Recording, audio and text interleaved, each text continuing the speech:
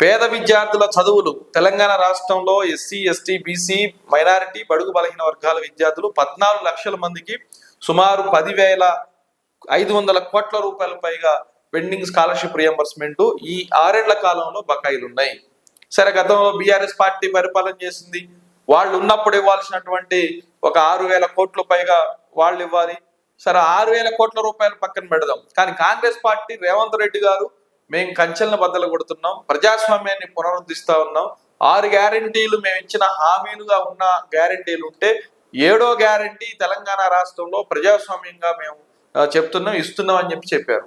మరి మీరు చెప్పిన ప్రజాస్వామ్యంలో, ప్రజాపాలనలో, ప్రజా ప్రభుత్వంలో 2 ఏళ్ళు అవుతున్నా ఈ 14 లక్షల మంది పేద విద్యార్థులకి, బడుగు బలహీన వర్గాల విద్యార్థులకి, అందులోని దళిత, గిరిజన, బీసీ, బహుజన వర్గాల విద్యార్థులకి, మైనారిటీ విద్యార్థులకి ఇవ్వాల్సిన ఫీజుల మీద మీరు ఎందుకు రియంబర్స్మెంట్ స్కాలర్షిప్ ఇవ్వలేకపోయారు అని మేము అడుగుతున్నాం.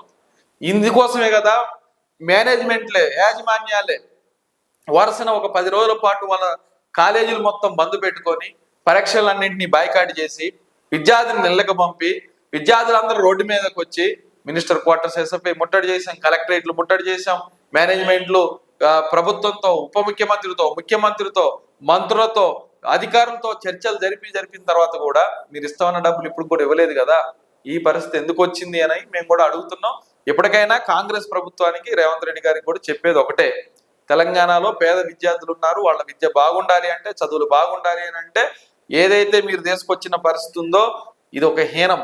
మీ ప్రభుత్వానికే చెల్లింది. ఇది రోడ్డు మీదకి వచ్చి బంద్ పెట్టిన పరిస్థితి మీ ప్రభుత్వానికి చెల్లింది కాబట్టి దాన్ని కూడా చేయాలని మేము అడుగుతున్నాం.